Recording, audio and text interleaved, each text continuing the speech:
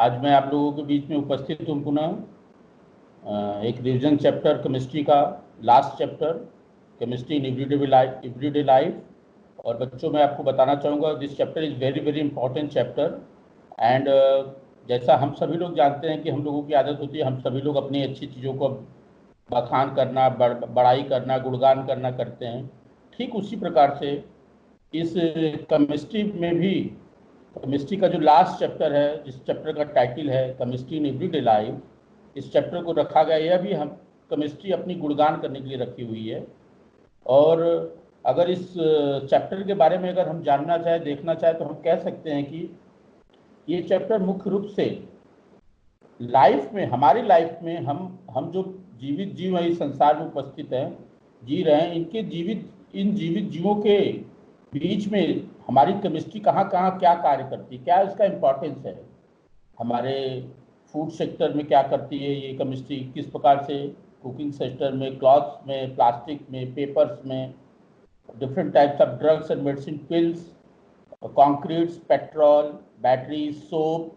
सो हम कह सकते हैं कि ये जो डिफरेंट फील्ड्स हैं हमारे, उनमें ये कहाँ कहाँ हमारे लिए रोल प्ले करती है, इसी चीज़ को बताने के लिए चैप्टर यहाँ पर लिया गया है। और यह चैप्टर बहुत इंपॉर्टेंट इसलिए मैं मानता हूँ बच्चों, क्योंकि इस चैप्टर से अगर हम इस चैप्टर को हम अध्ययन की दृष्टि से कुल 5 भागों में बांट सकते हैं। एक तो drug and its classification, then drug and target interactions, therapeutic actions of different classes of drug and chemicals in food and cleansing agents। अगर इस पांचों मैंने अपने अध्ययन की दृष्टि से इस चैप्टर को 5 भागों में बांटा हुआ है। और पांचों भागों को देखे बच्चों, तो जो आपका तीसरा भाग है therapeutic actions of different classes of drug is very very important for your examination point of view. But हम इस चैप्टर को, पूरे चैप्टर को 2 भागों में बांट करके पढ़ रहे हैं। पहला हमारा पार्ट है जिस पार्ट में हम देखेंगे कि ड्रग क्या है, मेडिसिन क्या है, कीमोथेरेपी क्या है, और इसका क्लासिफिकेशन कैसे, ड्रग्स का क्लासिफिकेशन कैसा हुआ, ड्रग का टारगेट इंट्रैक्शन कैसे होता है, और हम देखेंगे कि जो केमिकल्स हैं वो फूड सेक्टर में कैसे हैं, और फूड प्रिजर्वेटिव क्या होते हैं, आर्टिफिशियल स्वीटनिंग एजेंट्स क्या होते हैं, ये सारी चीज़ों के बारे में हम देखेंगे। तो हमने इस पूरे चैप्टर को अध्ययन की दृष्टि से 2 भागों में बांटा हुआ है। फर्स्ट पार्ट जिसको आज हम देखेंगे, सेकेंड पार्ट हम आने वाले सेशंस में देखेंगे। तो अब हम आपको स्टार्ट करने जा रहे हैं। आशा है आपको इस चैप्टर की भूमिका समझ में आ गई होगी कि यह चैप्टर हम केमिस्ट्री का हमारे दैनिक जीवन में कहाँ कहाँ इस्तेमाल है, कहाँ कहाँ ये रोल प्ले करती है, ये हमारे फूड के कंपोनेंट्स में क्या है, फूड के कंपोनेंट्स किस प्रकार से डाइजेस्ट होते हैं, रिएक्ट होते हैं, सोप क्या है, डिटर्जेंट क्या है, सारी चीज़ें के बारे में हम यहाँ जानने की कोशिश करेंगे। तो अब हम आगे बढ़ते हैं और हम देखते हैं कि ये क्या है। सो I welcome you all of you in today's topic, that is chemistry in everyday life, and my presentation myself Santosh Kumar Charuthia, PGT Chemistry, Jawahar Navodaya Vidyalaya, Jhabua, Madhya Pradesh, working in Navodaya Vidyalaya Samiti. And as in the very beginning of the chapter, I told you about this chapter, why this chapter is taken. As we all know that everybody just do our own goodness, that what I have goodness, what I have speciality. Similarly, this chemistry, this chapter is taken to tell us about what are the special characteristics where chemistry is playing important role in our daily life, where it is important. तो अगर इसको हम देखें बच्चों, तो आपको देखिए मैंने एक छोटे से स्लाइड से बताने की कोशिश की है कि केमिस्ट्री क्या है, उसका हमारे फूड सेक्टर में क्या काम करती है, वो सोप में कैसे, मतलब ये बताने का प्रयास है कि हमारे दैनिक जीवन में केमिस्ट्री क्या क्या रोल प्ले करती है। मैंने आपको पहले ही बताया कि हमने इस चैप्टर को 2 भागों में बांटा है। फर्स्ट पार्ट आपके सामने, फर्स्ट पार्ट में हम आज देखेंगे ड्रग्स क्या है, मेडिसिन क्या है, कीमोथेरेपी क्या है, और ड्रग का क्लासिफिकेशन का very very important, how drugs are classified, what are the criterion on the basis of which drugs are classified, and most important drug target interaction. we'll see the how drug act on the different targets. So what are targets, what are, how they act, why they are called drug, not others, so many things we will see in the coming slides. and the second part of this chapter is chemicals in food. In this we will know what are the different coloring agents, what are the antioxidants. So many things we will see in this chapter. Another we'll see what are food preservatives, what are artificial sweetening agents, what are their roles. We'll see in this chapter. So by this slide we can understand that chemistry is the study of the nature, properties and composition of matter, how these undergo changes. And और इसी चीज का हम यहाँ देखेंगे कि ये जो केमिस्ट्री है ये हमारे दैनिक जीवन में कहाँ कहाँ रोल प्ले करती है। इसी के पूरा मेरा आज का चैप्टर इसी पर आश्रित है कि केमिस्ट्री हमारे दैनिक जीवन में कहाँ कहाँ रोल प्ले करती है। तो आज का लर्निंग गोल्स मैंने आपको पहले ही बताया, फिर आपको एक बार रिमाइंड कर दो कि हम देखेंगे ड्रग्स क्या होते हैं, मेडिसिन क्या होती है, कीमोथेरेपी क्या है, क्लासिफिकेशन ऑफ ड्रग्स क्या है, उसके क्या क्राइटेरियान थे, ड्रग टारगेट इंडक्शन कैसा, enzyme as a drug target, chemicals in food sector like colours, emulsifier, flavours, antioxidants and food preservatives like sugar, salt, vinegars, and we'll see the very important things, artificial sweetening agents like saccharin, aspartame, allium and sucralose. So let us start with the topic. There is one figure before you. What this figure indicates? This one lady is there, he has some headache and he has and one person is there who is in thinking mood, and another you can see this figure and someone is there. So they कमत base हम कह सकते हैं कि बच्चों they are suffering from different health problems. Some have stress, some have in stress mood, some have some skin problems, some have some allergic problems. So अगर इस चित्र को देखते हैं तो देखने से हमको ये पता चलता है कि कोई न कोई व्यक्ति किसी न किसी हेल्थ प्रॉब्लम से सफ़र कर रहा है। तो बात उठती है, अगर कोई व्यक्ति किसी हेल्थ इशू से सफ़र कर रहा है तो उसका सॉल्यूशन क्या होगा, how to solve these health problem in our everyday life. So question उठता है कि हम इसको कैसे सॉल्व करें, हम अपने दैनिक जीवन में इसको कैसे इस्तेमाल करें कि हमारे इस प्रॉब्लम को हम सॉल्व करें। तो answer will be the by application of modern drugs and medicine.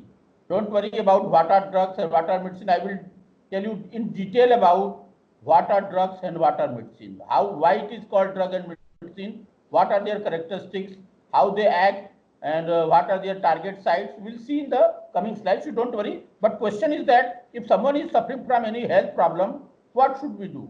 So our answer is that we will use some drugs and medicine. Therefore we need to know how we need to know the application of common drugs and medicine. We should never consume any medicine or drug without the advice of authentic doctor. तो बच्चों मैंने आपको पहले ही बताया था इस chapter के start में कि आपसे इस चैप्टर इज इम्पॉर्टेंट, और चैप्टर को मैंने 5 भागों में बांटा था। बच्चों इसमें वैल्यू बेस्ड क्वेश्चन बहुत आते हैं। वैल्यू बेस्ड क्वेश्चन अमूमन हर साल आता है। जैसे एक बच्चा है जिसका नाम है श्याम, वो हेडेक उसको हो रहा है, उसने कुछ दवाइयाँ ले ली और उसको उसके बाद परेशानी होने लगी। उसका दूसरा मित्र था नरेश, वो आया उसको लेकर डॉक्टर के पास, क्या हुआ कैसे, इस तरह के कुछ वैल्यू बेस्ड क्वेश्चन आपसे पूछे जा रहे हैं। तो आपको बारे में श्याम के बारे में पूछा जाएगा तो आप कहोगे कि श्याम को कभी नहीं अपने मन से दवा नहीं खाना था, उसको डॉक्टर को पूछना था। अगर वही बात नरेश के बारे में पूछी जाए तो आप कहोगे कि नरेश एक समझदार व्यक्ति है, उसको सारी चीज़ों का ज्ञान है, वो डॉक्टर को जानता है कि दवाइयों को। तो इस तरह के प्रश्न आते हैं जिसको आप बहुत सारे तर्कों के आधार पर आंसर दे सकते हैं। तो हमारा यही इस चैप्टर में हमको पढ़ने की हम पूरी कोशिश करें। तो हमने जब कोई व्यक्ति या कोई भी व्यक्ति जब किसी हेल्थ इशू से सफ़र करता है तो हमको इस तरह की चीज़ों, हमको ड्रग्स और मेडिसिन का सहारा लेना पड़ता है। तो आइए देखते हैं क्या है ड्रग, क्या है medicine. So drugs and medicine. बच्चों देखिए, अगर हम ड्रग और मेडिसिन की बात करते हैं तो drugs are the chemical which affect biological metabolism by interacting with micromolecular targets. तो यहाँ मैं आपको बताना चाहूँगा बच्चों कि क्या होता है। देखिए, मान लीजिए कोई एक दो तीन छोटी छोटी चीज़ें इसमें आपको पढ़नी है बच्चों कि ड्रग क्या है। ड्रग तो मैं बता दूं, these are the chemicals with a low molecular weight around 100 to 500 atomic mass unit, which interact with the molecular targets and produces biological response। तो मैं यहाँ आपको छोटी सी एक छोटा सा चित्र से आपको समझाना चाहूंगा। मान लीजिए आपने कोई ड्रग या मेडिसिन ली, सपोज कोई हमने ड्रग ली, और ड्रग ली तो निश्चित तौर पे वो भाई ड्रग हम लेंगे तो उसको कहीं कोई चीज पर उस पर जाके काम करेगा, तो जिस पे वो काम करता है उसको हम टारगेट बोलते हैं। इसी को हम और साइंस की भाषा में जाए तो इसको मॉलिक्यूलर टारगेट बोलते हैं। ये मॉलिक्यूलर टारगेट आप लोग पिछले चैप्टर में पढ़ के भी आए हैं, आप लोग सभी लोग जानते होंगे। ये कार्बोहाइड्रेट होते हैं, प्रोटीन होता है, लिपिड्स होते हैं, न्यूक्लिक एसिड होता है। These are called as the molecular target. तो यही इसी मॉलिक्यूलर टारगेट पे ये ड्रग अपना काम करते हैं। तो जब हम कभी ड्रग लेते हैं तो ड्रग इन्हीं मॉलिक्यूलर टारगेट पे काम करते हैं। काम करने के बाद बच्चों क्या होगा, they will produce some response, they will produce some response. अगर ये रिस्पॉन्स थेरेप्यूटिक होगा या हीलिंग होगा तब बच्चों, then they are called as drugs of medicine. मान लीजिए किसी मिस्टर ए ने कोई जहर खा लिया, और उसके अगेंस्ट में हमने कोई दवा दी, और अगर वो दवा उस जहर के अगेंस्ट काम करेगा तब तो उसको दवा या ड्रग या मेडिसिन कही जाएगी, क्योंकि वो रिस्पॉन्स देगा। रिस्पॉन्स नहीं दे रहा है इसका मतलब वो क्या नहीं है, ड्रग या मेडिसिन नहीं है। तो बच्चों यहाँ समझने की बात है, ड्रग या मेडिसिन वे पदार्थ होते हैं जिनका मॉलिक्यूलर वेट बहुत कम होता है, वो 100 से 500 एटॉमिक मास यूनिट के होते हैं, और ये मॉलिक्यूलर टारगेट से इंटरेक्ट करते हैं, और इंटरेक्ट करके क्या प्रोड्यूस करते हैं, सर्टेन रिस्पॉन्स करते हैं। और ये रिस्पॉन्स क्या होना चाहिए बच्चों, हीलिंग होना चाहिए, और डिटेल साइंस की भाषा में समझे तो थेरेप्यूटिक होना चाहिए, चिकित्सीय होना, उससे फायदा होना चाहिए। अगर ऐसा हो रहा है तब हम कहेंगे बच्चों कि they are drug or medicine. मेरी बात समझ में आई? मैंने यहाँ बताया कि ड्रग वे पदार्थ होते हैं जो किसी मॉलिक्यूलर टारगेट पे एक्शन करते हैं, एक्शन करके वो रिस्पॉन्स उत्पन्न करते, वो रिस्पॉन्स हीलिंग होना चाहिए। हीलिंग मतलब उस पर काम करें, और तब उस पदार्थ को हम ड्रग या मेडिसिन कहेंगे। अगर नहीं वो कर रहा है तो उसको हम ड्रग या मेडिसिन नहीं कहेंगे। अब बात उठती है कि ये carbohydrate, protein, lipid, nucleic acid क्या है बच्चों, सब बायोमॉलिक्यूल्स हैं, और ये biomolecules is very very important for us, because इसी बायोमॉलिक्यूल पर ये काम करते हैं। तो ड्रग को बात करते हैं इसमें बच्चों 2-3 छोटी चीजें ड्रग के बारे में हमको जान लेनी चाहिए। मैं आपको यहाँ यही बता देना चाहूँ कि जब ड्रग की बात है तो 2 इंपॉर्टेंट कैरेक्टरिस्टिक्स होना चाहिए ड्रग का होता है। यहीं पर मैं ड्रग आपको कंफर्म कर लेना कि व्हाट आर ड्रग्स बच्चों should not B metabolised in between. मतलब अगर आप उसको खाते हो तो मेटाबोलाइज नहीं होना चाहिए, और should be excreted without making any harm to the body. पहले तो ये drug should not be metabolize, ये मेटाबोलाइज नहीं होनी चाहिए बॉडी में। दूसरी, ये एक्सक्रीट हो जानी चाहिए विदाउट एनी हार्म। अगर ऐसा हो रहा है तब हम कहेंगे कि दे आर ड्रग्स। बात समझ में आई? ड्रग्स, फिर से मैं बता दे रहा हूं, ड्रग्स वे पदार्थ होते हैं, वे केमिकल्स होते हैं जिनका मॉलिक्यूलर वेट बहुत कम होता है, वो 100 से 500 एटॉमिक मास यूनिट के होते हैं, और वो इस मॉलिक्यूलर टारगेट से इंटरेक्ट करके कुछ बायोलॉजिकल रिस्पॉन्स उत्पन्न करते हैं।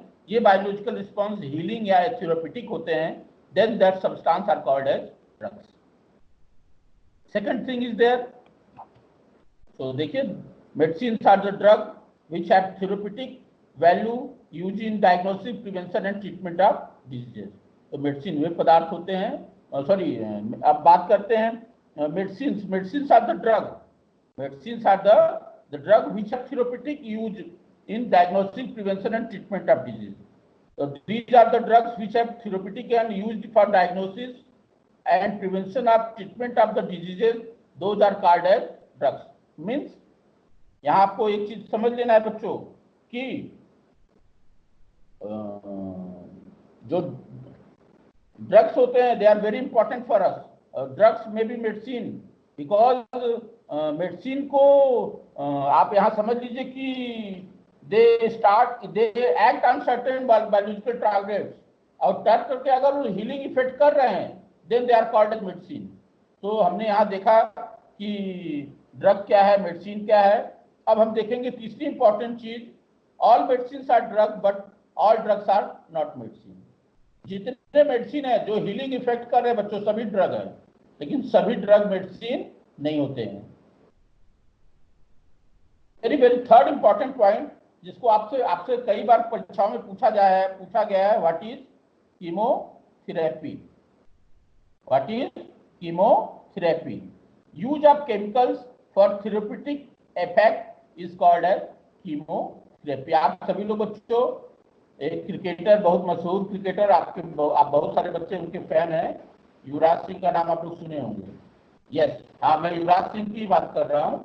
आप लोग को बीच में पता चला होगा कि युवराज सिंह एक भयंकर बीमारी से लड़ रहा था और लड़ने के बाद ठीक होकर के अब वो फिर नॉर्मल जिंदगी जी रहे हैं। तो वो एक बीमारी से लड़ते थे, कैंसर जिसको बोलते हैं। तो उस कैंसर में उनको कीमोथेरेपी कराई जाती थी। उनको तो आप लोगों ने बहुत बार न्यूज इत्यादि में सुना हो, तो आपको याद रखने के लिए मैं ये उदाहरण बता रहा हूँ कि कीमोथेरेपी क्या है। Use of chemicals for therapeutic और healing effect is called as yes, it's called as chemotherapy. तो हमने आज तीन चीजें देखी बच्चों। ड्रग क्या है? Drugs are the chemicals which affect metabolic metabolism by interacting with the molecular targets। Drug वो होते हैं जो molecular target like carbohydrate, protein, lipid, nucleic acid से इंटरेक्ट करते हैं। और मेडिसिन वो ड्रग होते हैं जो कि इन टारगेट से रिएक्ट करके सर्टेन रिस्पॉन्स क्रिएट करते हैं। वो रिस्पॉन्स बीमारी को जानना, उसको रोकने और उसको ट्रीटमेंट में इस्तेमाल होता है। और इसीलिए सभी मेडिसिन ड्रग हो सकती हैं, लेकिन सभी ड्रग मेडिसिन नहीं होती है। जब हम केमिकल का इस्तेमाल करते हैं थेरेप्यूटिक इफेक्ट के लिए, चिकित्सा में जब हम केमिकल्स का इस्तेमाल करते हैं किसी बीमारी के लिए, then it is called as chemotherapy. तो हमने आज तीन इंपॉर्टेंट बातें देखी, what is drug, what is medicine, what is chemotherapy. Let's move forward. Now, very important thing is the classification of drugs. Drugs are classified on the basis of four things: on the basis of their pharmacological effect, on the basis of their drug action, on the basis of their chemical structure and molecular target. So, drug action means it based on the action of drug on a particular biochemical process like antihistamine. अभी मैं इसको detail में देखेंगे। तो यहाँ मैं बता देना चाहता हूँ बच्चों कि ड्रग को क्लासिफाई जब किया गया तो ड्रग को चार भागों में बांटा गया।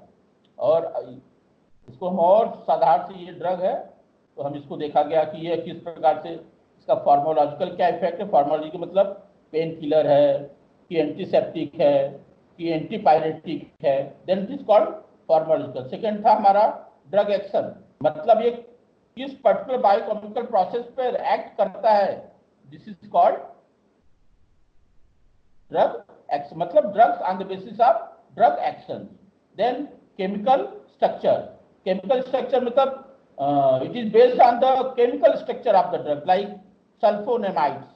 सल्फो उनके पास एक स्पेशल प्रकार का स्ट्रक्चर होगा, तो अगर सेम प्रकार के होंगे तो वो एक प्रकार के ड्रग होंगे।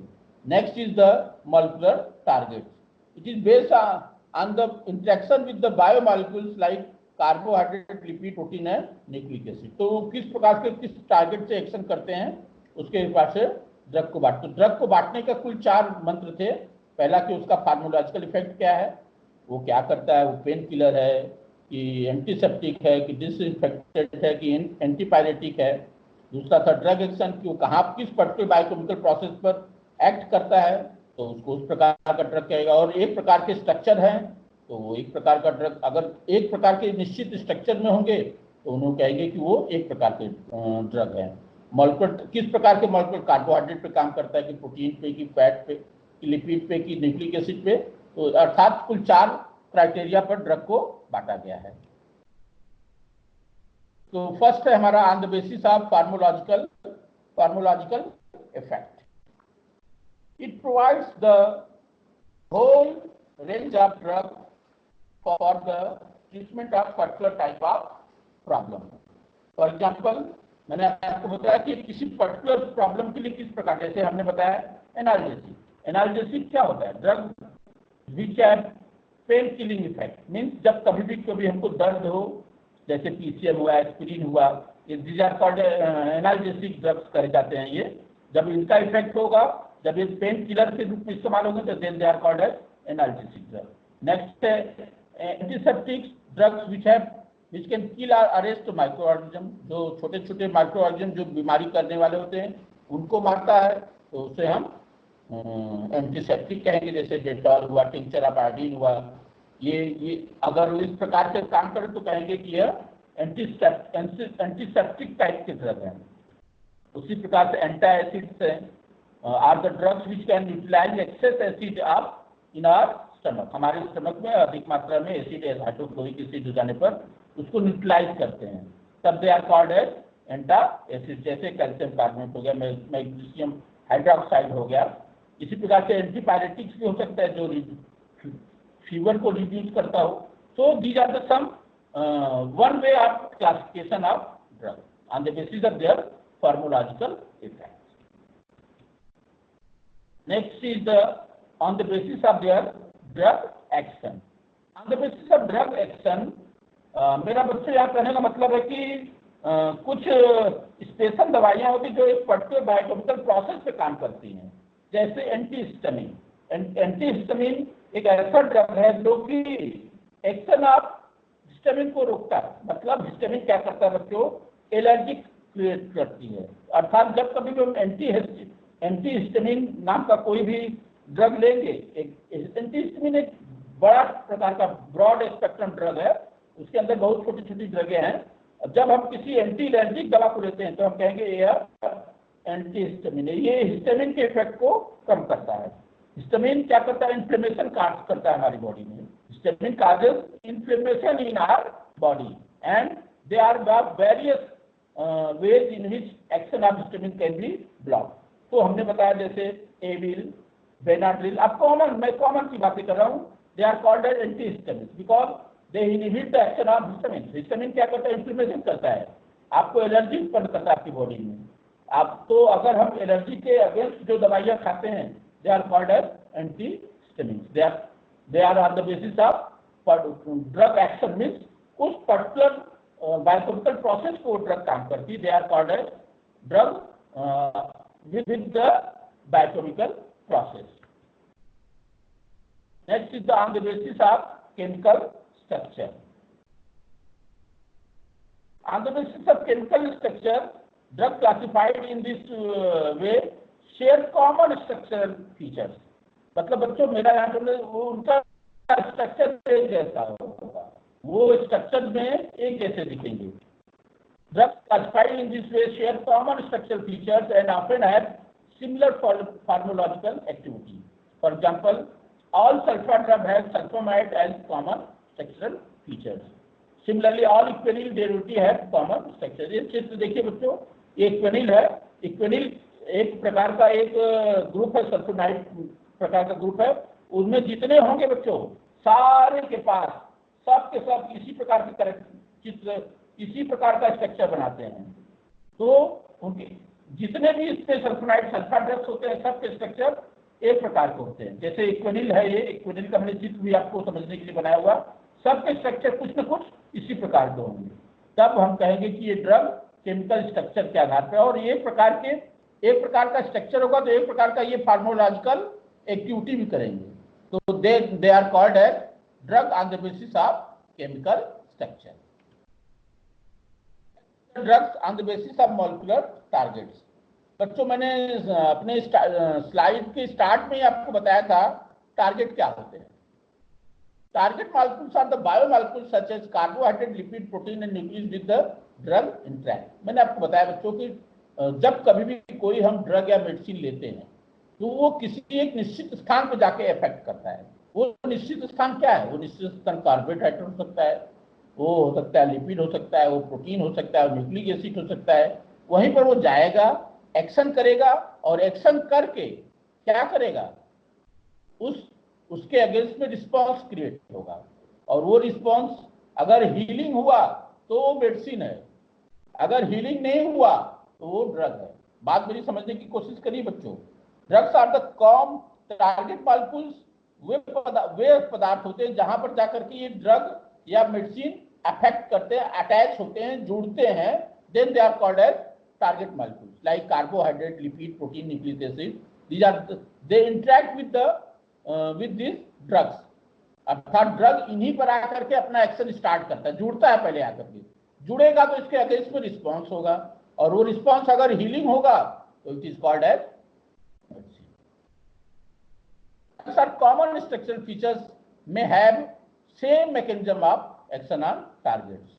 The classification based on multiple target is the most useful classification of, because बच्चों ये मैं बार बार आपको बोल रहा हूँ कि this is very important, target को हमको समझना है, इसलिए मैंने अपने इनिशियल फर्स्ट स्लाइड से मैं आपको बताने की कोशिश कर रहा हूँ कि टारगेट क्या है।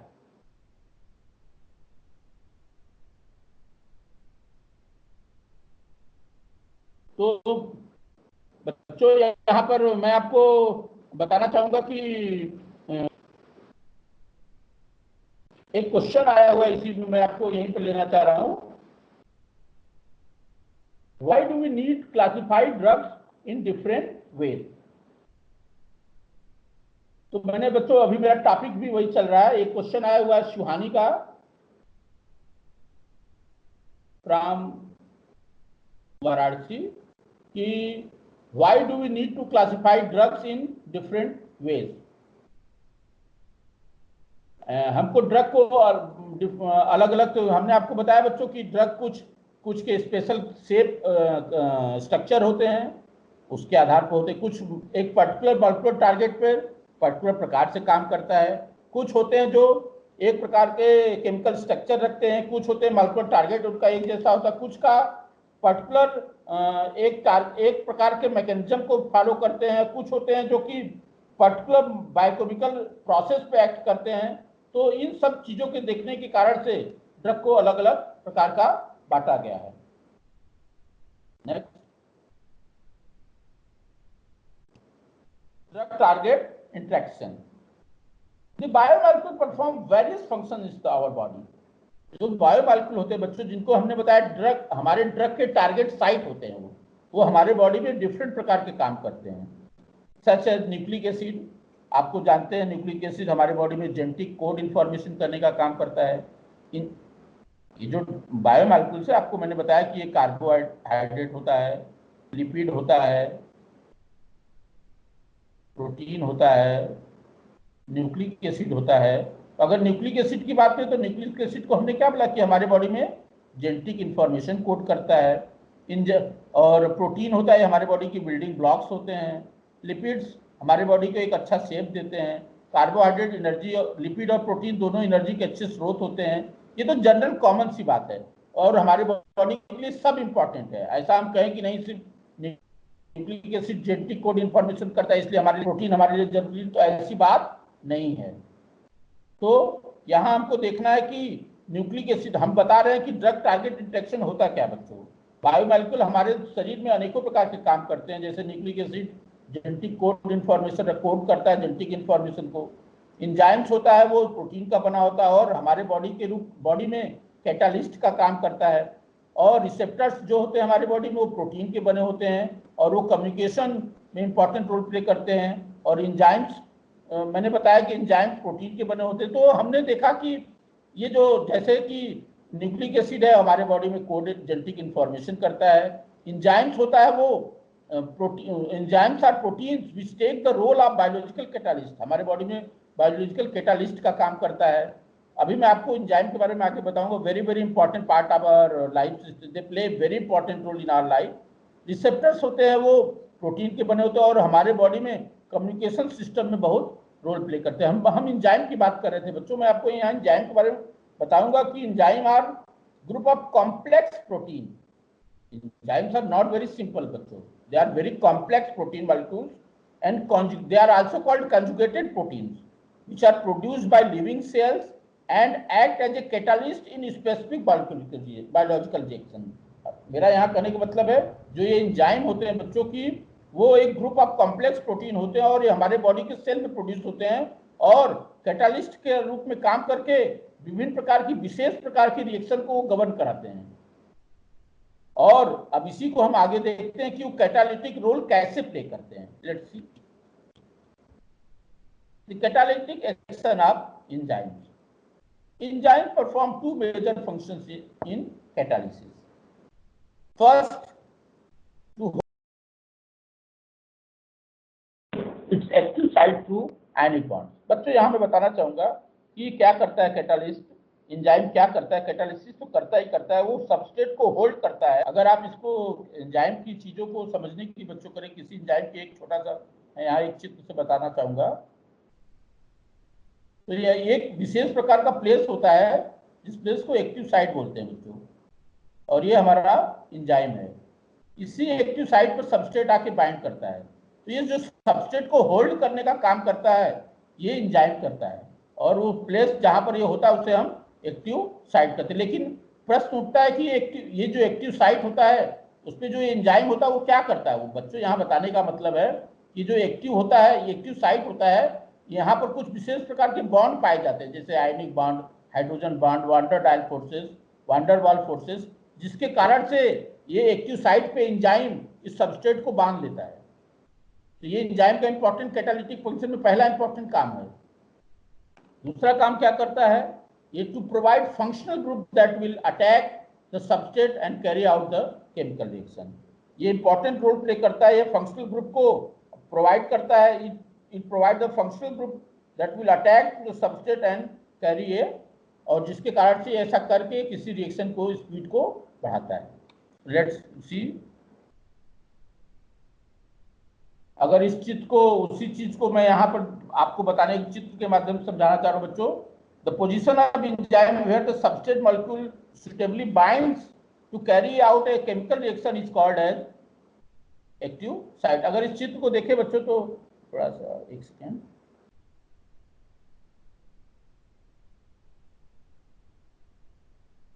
देखिए बच्चों, हमने बताया ना आपको कि एंजाइम में कुछ विशेष प्रकार की साइट होती है। जैसे आप लोग देखे होंगे कि एक निश्चित ताला में ही एक निश्चित ताला एक निश्चित चाबी से ही खुलता है, ठीक उसी प्रकार से एंजाइम में भी एक स्पेशल शेप बना होता है, उस शेप में ही कुछ कोई दूसरा चीज आके फिक्स होता है। जैसे एक निश्चित साइज का आपको ग्लव्स मिला हो तो उसमें एक निश्चित साइज का हाथ ही घुस सकता है, दूसरा हाथ नहीं घुस सकता है। यहाँ एंजाइम में कुछ निश्चित प्लेस होते हैं जिसे हम एक्टिव साइट बोलते हैं। चित्र में देखिए बच्चों आप, तो ये these are called active site, और ये सबस्ट्रेट है। ये सबस्ट्रेट यहाँ आके फिक्स होकर बैठ जाएगा और इस प्रकार से एंजाइम सबस्ट्रेट कॉम्प्लेक्स बन जाएगा, और एंजाइम सबस्ट्रेट कॉम्प्लेक्स आगे चल करके इस एंजाइम की एक्टिविटी के कारण से प्रोडक्ट बन जाता है। अर्थात एंजाइम कुछ नहीं किया, एंजाइम ने पूरे प्रोसेस को स्पीड अप करके प्रोडक्ट बना दिया। तो दिस इज कॉल्ड, वह प्लेस जहां पर सबस्ट्रेट जाके जुड़ता है उसे हम एक्टिव साइट कहते हैं। तो ये चित्र से आपको पूरी एंजाइम कैसे कैटालिसिस कर रहा है, कैसे एंजाइम सबस्ट्रेट कॉम्प्लेक्स बना रहा है, ये आपको समझ में आ जाएगा। आशा है मुझे मेरी इस चित्र से आपको एंजाइम में कुछ स्पेशल प्रकार के प्लेस होते हैं जहां पर जाकर के सबस्ट्रेट जाके जुड़ता है, उस प्लेस को एक्टिव साइट बोलते हैं, और एक्टिव साइट पे सबस्ट्रेट जुड़ने के बाद उस पूरी रचना को एंजाइम सबस्ट्रेट कॉम्प्लेक्स कहते हैं। अब एंजाइम सबस्ट्रेट कॉम्प होने के बाद एंजाइम अपना उस रिएक्शन को तेज करके बिना अपने आप को इन्वॉल्व हुए प्रोडक्ट कन्वर्ट करता है। जैसे हमने बताया सुक्रोज एंजाइम से जुड़ा, सुक्रोज को एंजाइम ने तोड़ दिया ग्लूकोज और फ्रक्टोज में। तो this is called the catalysis of enzyme which convert sucrose into glucose and fructose. Very very important topic, drug enzyme interaction. इसको समझना जरूरी है बच्चों, क्योंकि हम अक्सर एक्चुअली थोड़ा जो बायोलॉजी जो अच्छा जिनका होगा वो ज़्यादा अच्छा समझेंगे, लेकिन तभी मैं आपको समझाने की पूरी कोशिश करूंगा कि आपको पूरी बात समझ में आ जाए कि किस प्रकार से ये सारी चीज़ें हो रही हैं। तो एक क्वेश्चन आया हुआ है, व्यूअर ने अपना नाम नहीं लिखा है लेकिन मैं आपको बताना चाहूँ, नहीं, Abdul Qadir from Ranchi, the what forces are involve in holding the active site in enzyme.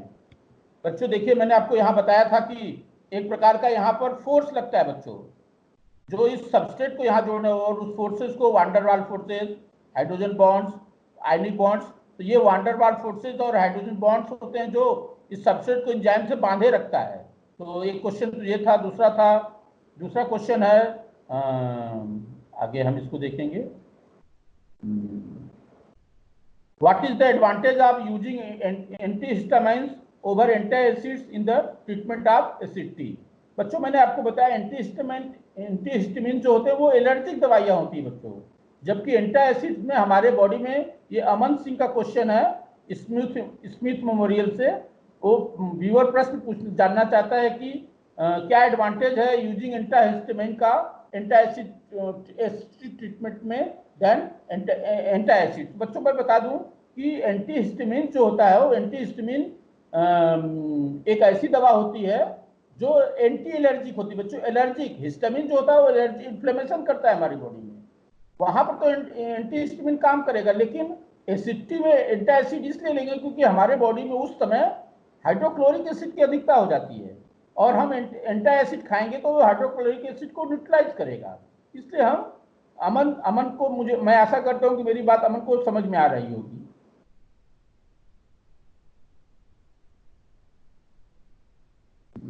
आगे फिर बढ़ते हैं। एक और क्वेश्चन है, what are the names of some antacids which are often used in medicine. So हम लोग डाइजीन ये सब चीजों का नाम जानते हो बच्चों, जो अक्सर हम लोग लेते हैं, एंटासिड का काम करता है। पर्पस सिर्फ वही है, हमारे बॉडी के स्टमक में अधिकता से अधिक जो हाइड्रोक्लोरिक एसिड है उसको न्यूट्रलाइज करने का काम करना है। Next part is will move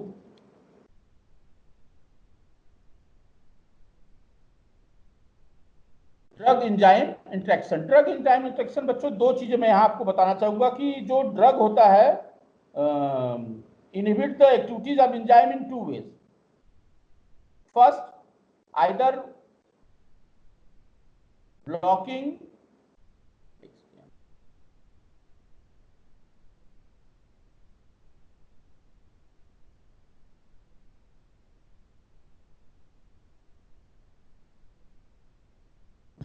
बच्चों ड्रग इनहिबिट करता है एक्टिविटीज ऑफ एंजाइम को। कैसे? दो तरीके से करता है, या तो वो ब्लॉक कर देता है बाइंडिंग साइट को। बाइंडिंग साइट क्या होता है? Active site. इस एक्टिव साइट को ब्लॉक कर देता है, या तो ये कैटालिटिक एक्शन को ही कमजोर कर देता है। Either inhibit catalytic activity of enzyme. तो जो ये ड्रग होता है दो प्रकार से रिएक्शन को, एक व्यूअर ने इस पर इनहिबिशन पर प्रश्न में पूछा, तो बच्चों यहाँ पे बता दे रहा हूं कि जो एंजाइम इनहिबिशन का काम होता है, ड्रग क्या करता है बच्चों? ड्रग दो काम करेगा, या तो उस, ये मान लीजिए एक चित्र में बना रहा हूं, ये एक एंजाइम है, ये इसका एक्टिव साइट है जिसको मैंने ऐसे क्रॉस कर रहा हूं, ये एक्टिव साइट है, ये एंजाइम है, ये एक्टिव साइट है। या तो क्या करेगा बच्चों कि ये ड्रग इस एक्टिव साइट को ब्लॉक कर देगा ताकि वहां सबस्ट्रेट आकर के न जुड़ पाए, या तो ये जो एंजाइम है इसकी एक्टिविटी को ही ये कमजोर कर देगा। तो जो ड्रग होता है एंजाइम के एक्शन को कमजोर करने के लिए दो काम कर सकता है, या तो उसको एक्टिव साइट को ब्लॉक कर देगा ताकि सबस्ट्रेट जुड़े ही नहीं, न रहेगा बांस न बजेगी बांसुरी, अर्थात उस जब जाकर के सबस्ट्रेट उस स्थान पर जाकर जुड़ेगा बच्चों, तभी तो सबस्ट्रेट एंजाइम सबस्ट्रेट कॉम्प्लेक्स बनेगा, एंजाइम अपना रोल प्ले करेगा। यहां पर क्या होता है कि वो जुड़ने ही नहीं देता है उसको। दूसरा क्या करेगा कि वो पूरे इस एंजाइम को, एक्टिविटी को ही सप्रेस कर देगा, मार देगा।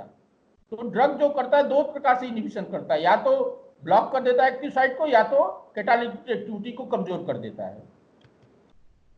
सीरीज कैसे हो रहा है, तो मैंने उस चित्र को वहां समझा दिया है, आप समझते होंगे उसको। आगे बढ़ते हैं हम, क्योंकि कुछ इंपॉर्टेंट चीजें हैं जिसको हमको यहाँ जरूर आपको समझना है। बच्चों जब ड्रग की बात करते थे, इनहिबिशन की बात करते हो, इनहिबिशन ये दो प्रकार से होता है। जैसे आपके घर में दो भाई बहन हो और आपके पापा सामान कुछ लाए हो और लिमिटेड अमाउंट हो, तो पहले तो ये होगा कि जो बलशाली होगा वो ले लेगा, या आपके मम्मी पापा आप सबको डरा के रखे और सामान को आधा आधा बांट दे।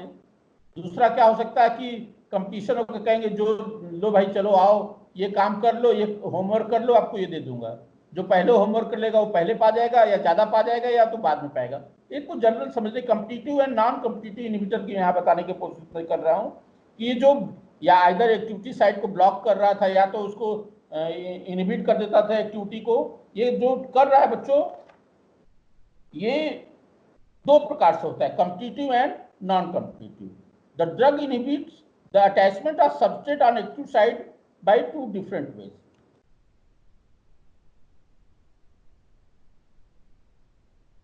Drug complete with the natural. आइए मैं इसको एक चित्र से आपको समझाने की कोशिश करता हूं बच्चों। मान लीजिए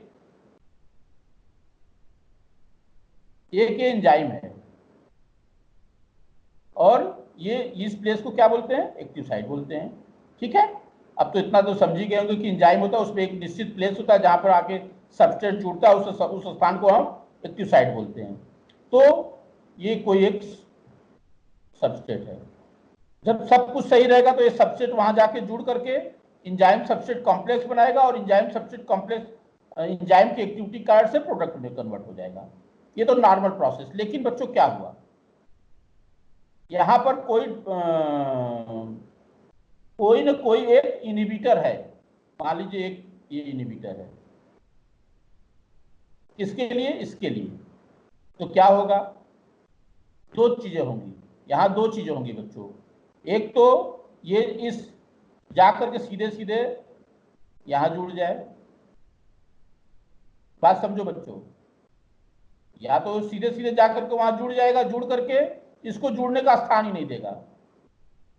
then it is called competitive inhibition. जो ज्यादा शक्तिशाली रहेगा वो उससे जुड़ जाएगा। This is called competitive inhibition. लेकिन दूसरा तरीका क्या है बच्चों? होता क्या है कि एक इनहिबिटर है, ये एंजाइम है, ये एक्टिव साइट है, और इस एंजाइम में एक प्लेस होता है जिसको एलोस्टेरिक साइट बोलते हैं, और इनहिबिटर ये है, और ये हमारा सबस्ट्रेट है।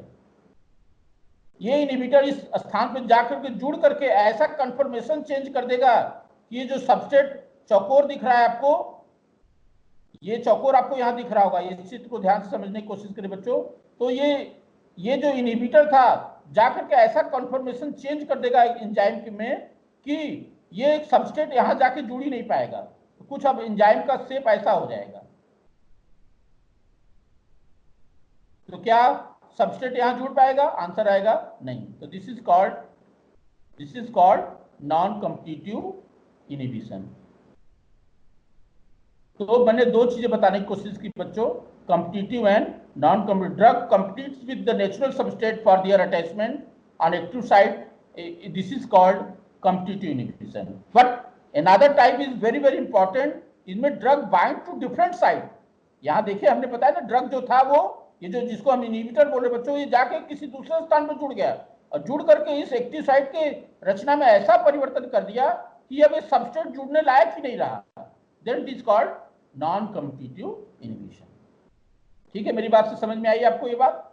तो मैंने बताया कि जब ड्रग कंपीट करता है उस सबस्ट्रेट के साथ जुड़ने के लिए, then it is called competitive inhibition. दूसरा एक ऐसा होता है जिसमें ड्रग कंपीट ही नहीं करता, ड्रग जाकर के उस एंजाइम के किसी एक ऐसे स्थान पर जुड़ करके ऐसा चेंज कर देगा कि जिस स्थान पर जुड़ेगा उसको एलोस्टेरिक साइट बोलते हैं, और ऐसा कंफर्मेशन चेंज कर देगा एक्टिव साइट का कि एक्टिव साइट अब सबस्ट्रेट के साथ जुड़ने लायक ही नहीं रह जाता है। And then it is called non competitive inhibitor. हो चुका है, आगे बढ़ते हैं हम, टाइम नहीं वेस्ट करना है। से भी वही चीज समझा। देखिए इसमें ड्रग और नॉर्मल में तो ड्रग जुड़ता है, इसमें देखिए आपको देख सकते हैं कि इसमें आकर के ये आपका कॉम्पिटिटिव इनहिबिटर आके जुड़ गया और ये जुड़ने नहीं दिया इसको सबस्ट्रेट को। लेकिन यहाँ पर नॉन कॉम्पिटिटिव इनहिबिशन हो रहा है, यहाँ पर ड्रग आकर के एंजाइम से जुड़ करके इसका शेप भी बदल दिया कि अब ये जुड़ ही नहीं पाएगा। Then it is called non competitive inhibitor. Due to change in the shape of active site of enzyme, the substrate cannot recognize, and this is called non-competitive inhibitors. Very important, very very important बच्चों, receptor and drug targets। Drug targets मैंने आपको पहले ही बता दिया बच्चों कि जो drug target होता है वो हमारे लिए इंपॉर्टेंट है। होता क्या बच्चों? Receptors are the proteins which are crucial to body communication process. Receptor is a protein molecule that receive chemical signals and from the outside of the cell. When such chemical signals bind to a receptors, they cause some form of cellular tissue response, change in the electrical activity of the cell. They are mostly found on the surface of the cell. जो receptors होते हैं बच्चों वो surface पे पाए जाते हैं। इस चित्र को समझने के लिए मैं एक चित्र से आपको समझाना चाहूंगा। आप देखिए इसको तो आपको समझ में आ जाएगा। ये देखिए बच्चों, they are the called as the receptors. This structure is called the, ये सेल के ऊपर पाया जाता है और ये इसी पर बाइंडिंग साइट होती है। Majority of the receptors are embedded in the cell membrane, projecting their active binding site outside the surface of the cell membrane, और जुड़ करके ये किसी भी रिएक्शन को गवर्न करते हैं। देखिए आगे क्या होता है। Chemical messengers. Chemical messengers are the chemicals that are used to communicate between two neurons and between neurons to muscles। आप सभी लोग जानते हैं न्यूरोट्रांसमीटर हमारे बॉडी में होता है। हमको कोई मैसेज मिलता है और उस मैसेज को हम काम करते हैं उस पर और वो सिग्नल के रूप में जाता है, तो they are called as the chemical messengers.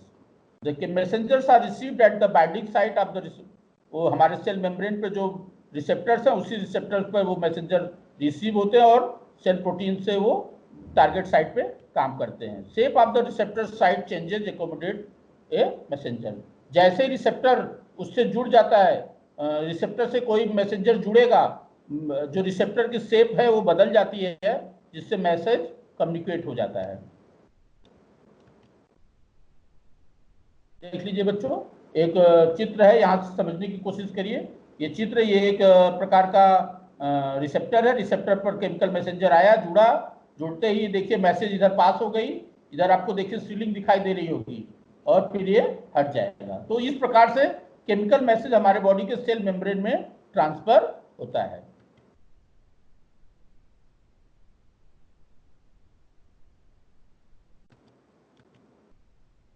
Two important things that we have to understand here, that is agnostic and antagonist. Antagonists are the drugs that bind to the receptor side and inhibit a natural function। आप बच्चों यहाँ समझने की बात है, समझ लीजिए क्योंकि ये बहुत इंपॉर्टेंट है और अक्सर परीक्षा में आता है और आपसे पूछा जाता है। वे ड्रग्स जो रिसेप्टर साइट पर जुड़ करके बच्चों जो नॉर्मल नेचुरल फंक्शन होता है रिसेप्टर का उसको चेंज कर देते हैं, they are called as antagonist कहते हैं उसको, और ये ब्लॉक कर देते हैं मैसेज को। Such drugs are useful for blocking of message as required. तो एंटागोनिस्ट जो होते हैं वो उस प्रकार के ड्रग्स होते हैं जो कि रिसेप्टर साइट पे जुड़ करके उस रिसेप्टर का जो नेचुरल फंक्शन होता है उसको रोक देते हैं। और एगोनिस्ट क्या होते हैं? वो ड्रग्स होते हैं जो मिमिक करते हैं, एक रूपांतरण करते हैं बच्चों नेचुरल मैसेंजर का by switching on the receptors. जब ये केमिकल मैसेंजर को, they are useful when there is lack of chemical messenger. Agonist जो होते हैं वो ड्रग होते हैं जो कि मिमिक करते हैं नेचुरल मैसेंजर की तरह। नेचुरल मैसेंजर है नहीं बच्चों, वहाँ केमिकल मैसेंजर है नहीं, और अब आपको कोई मैसेज पास करना है तो उस प्रकार की ड्रग दी जाती है जो ड्रग नेचुरल मैसेंजर की तरह मिमिक करती है और रिसेप्टर को स्विच ऑन करके मैसेज को कन्वर्ट कर देती है। तो they are called as agonist. Agonist are the drugs that mimic the natural messenger by switching the receptors, while the agonists are the drugs that bind to the receptor site and inhibit the natural function। मतलब receptor से जुड़ करके उसका natural function ही receptor का change कर देंगे।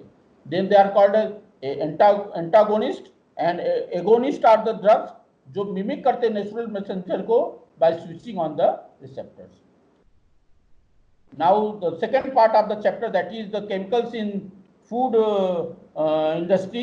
अगर हम इसको देखें तो हम कह सकते हैं कि आज आप डिफरेंट प्रकार के जो फूड खा रहे हैं उसका अलग प्रकार का आप देखते होंगे एक कलर होता है। जैसे आप डिफरेंट टाइप के आइसक्रीम देखिए, डिफरेंट कलर्स के होते हैं। आपने देखा होगा कि आइसक्रीम इंडस्ट्री और डिफरेंट मिल्क शेक जो होते हैं उसमें एक प्रकार के केमिकल इस्तेमाल होते हैं जिसको इमल्सिफायर कहते हैं, जो उसको अलग अलग वो देते हैं। तो एक क्वेश्चन आरुषि का आया हुआ था, differentiate between competitive and non competitive, जिसको मैंने आपको बताया। कम्पिटिटिव इनहिबिटर सबस्ट्रेट से कम्पीट करते हैं और जुड़ने के लिए, जबकि नॉन कॉम्पिटिटिव इनहिबिटर वो होते हैं जो कि उस एंजाइम्स के किसी दूसरे स्थान पे जुड़ करके उसके साइड के पूरे पूरी कंफर्मेशन चेंज कर देते हैं, जिसके साथ से वो जुड़ नहीं पाते हैं। एक क्वेश्चन आया हुआ है, फ्रूट प्रिजर्वेटिव क्या है? मैं आगे का पोर्शन हमारा बच्चों मैं उसको बताता हूँ। फ्रूट प्रिजर्वेटिव वे पदार्थ होते हैं बच्चों जो पदार्थ किसी भोजन को नष्ट होने से बचाते हैं। जैसे आपने सुना होगा sodium benzoic acid, sodium metabisulphite, sorbic acid, benzoic ester, propionic acid and salt, ये सभी ये केमिकल्स है। आप लोग अपने घरों में मम्मी पापा को आपने देखा होगा कि मम्मी को खाना उसमें अचार बनता है तो उसमें थोड़ा नमक डाल देती है। अब नमक क्यों? टेस्ट के लिए तो डालते ही डालते हैं, साथ में उसको उसकी लाइफ को बढ़ाने के लिए भी डालते हैं बच्चों। एक क्वेश्चन है, what are the food discuss, what are the artificial sweetening agents? Artificial sweetening agents बच्चों, आज समय इतना तेज भाग रहा है कि हम डिफरेंट प्रकार के सुक्रोज, ग्लूकोज, फ्रक्टोज और स्टार्च अपने दैनिक भोजन में खा रहे हैं, और जिसके खाने से ये हमारे भोजन को टेस्ट को बदलते हैं, मीठा कर देते हैं और हमारे बॉडी को एनर्जी देते हैं। लेकिन आजकल बहुत ज़्यादा कैलोरी हो जाने से व्यक्ति, शुगर का कंटेंट बढ़ जाने के कारण से व्यक्ति डायबिटिक हो गया है। अनेकों प्रकार के ओबेसिटी, डायबिटिक और कोरोनरी हार्ट डिजीज से वो सफ़र कर रहा है, और उनके लिए केमिकल्स कुछ ऐसे भी दिए जाते हैं जो स्वीटनिंग इफेक्ट तो करेंगे लेकिन कोई कैलोरी नहीं देंगे। then they are called as artificial sweetening agents, and artificial sweetening agents को इसलिए दिया जाता है कि बेबी को अच्छा लग जाए लेकिन कोई वैल्यू न मिले। उससे पूछा हुआ है एक क्वेश्चन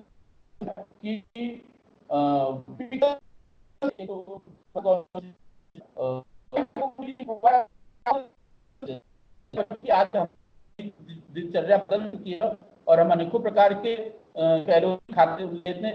ज्यादा मीठा चीज इत्यादि खाने से हमारे पास कैलोरी हार्ट डिजीजेज हो रही हैं। इससे बचने के लिए हम क्या करते हैं बच्चों की, हम ऐसे फूड दे रहे हैं जो जिनको लेकिन कोई कैलोरी नहीं मिलेगी, इससे हम इसको इस्तेमाल करते हैं। एक क्वेश्चन है,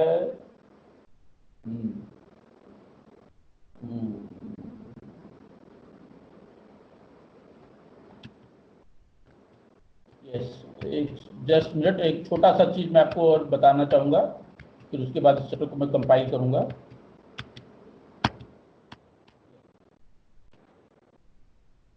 आर्टिफिशियल स्वीटनिंग क्योंकि कई बच्चों ने इस पर प्रश्न पूछा हुआ, इसलिए इसको थोड़ा सा और detail. Pupils are now calorie sensitive and to control their weight, person suffering from diabetes, obesity, heart disease, they take artificial sweeteners.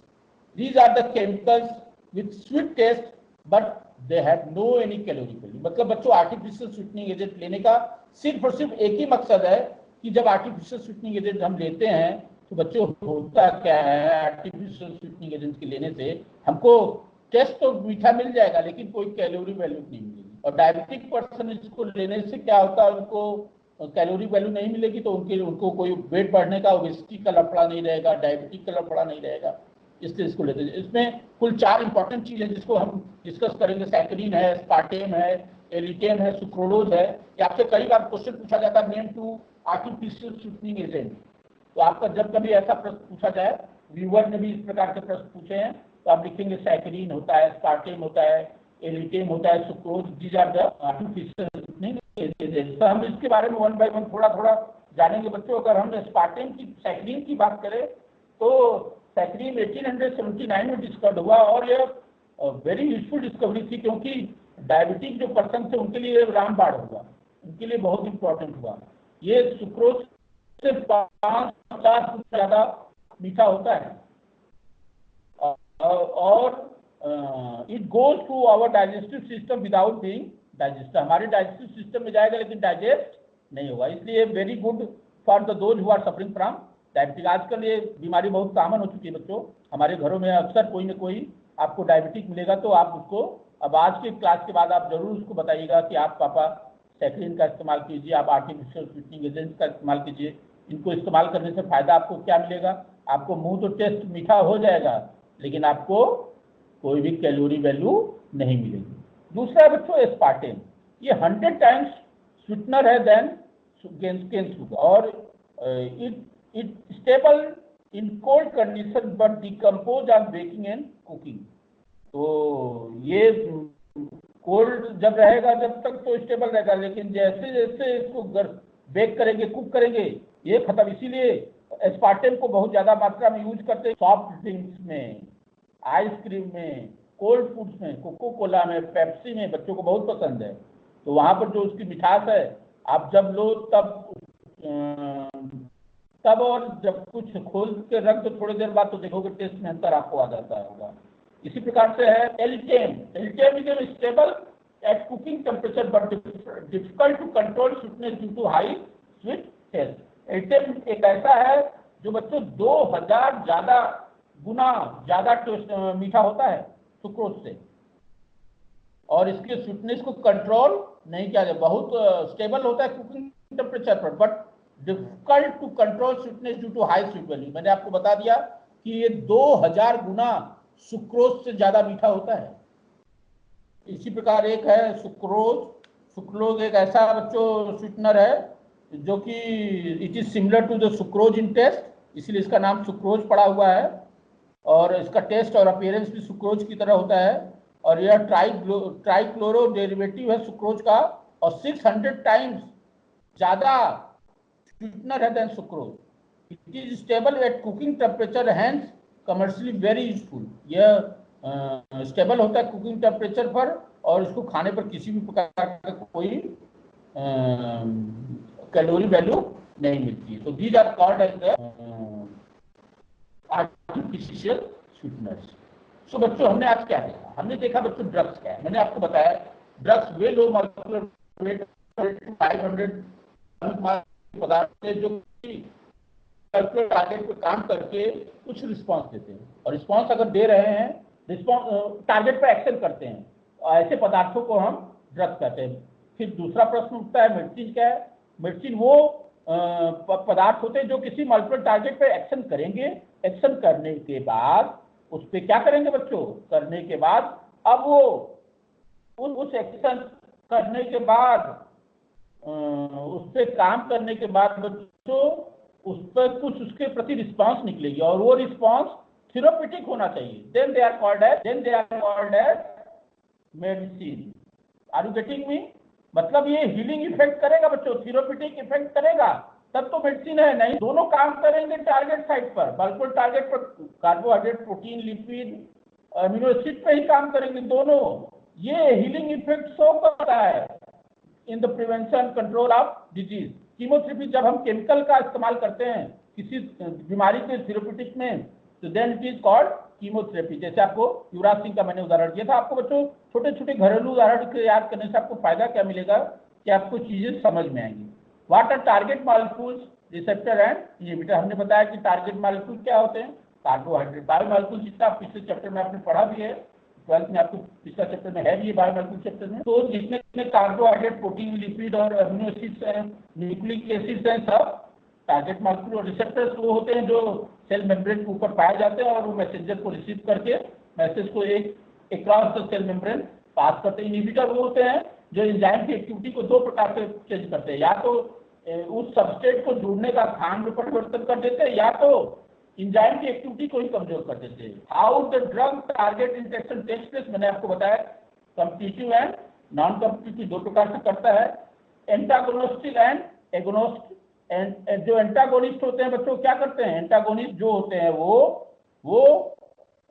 इस एक विशेष प्रकार की क्रिया यहाँ क्या करते हैं? वो antagonist are the drug that bind to the receptor site and inhibit the natural function. और एगोनिस्ट जो होते हैं वो ड्रग की तरह मिमिक करते हैं नेचुरल मैसेज को, और रिसेप्टर की जो होती है उसको परिवर्तित। देन फूड प्रिजर्वेटिव्स आर दो substances who by adding them who just increase the span life of food, like sweet, like sugar, salt, so benzoic acids, These are the substance which increase the prevent the spoilage of food, मतलब खाना को सड़ने से बचा देते हैं, उनको उनकी लाइफ को बढ़ा देते हैं. They are called as food preservatives.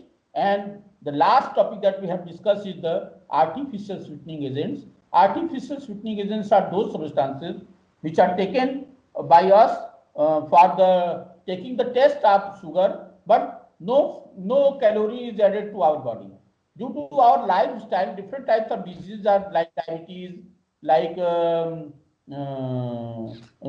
high sugar level. These are things are increasing day by day. और उसको कंट्रोल करने के लिए हम कुछ ऐसा पदार्थ खा रहे हैं जो कि हमको शुगर का टेस्ट दे देगा, लेकिन कोई कैलोरी वैल्यू नहीं दी. तो आज हमने यही सब देखा. तो बहुत बहुत धन्यवाद आप सभी लोगों का जिन्होंने आपने पेशेंसली इसको ध्यान सुना. वेरी वेरी इंपॉर्टेंट चैप्टर बच्चों. Sir thank you sir.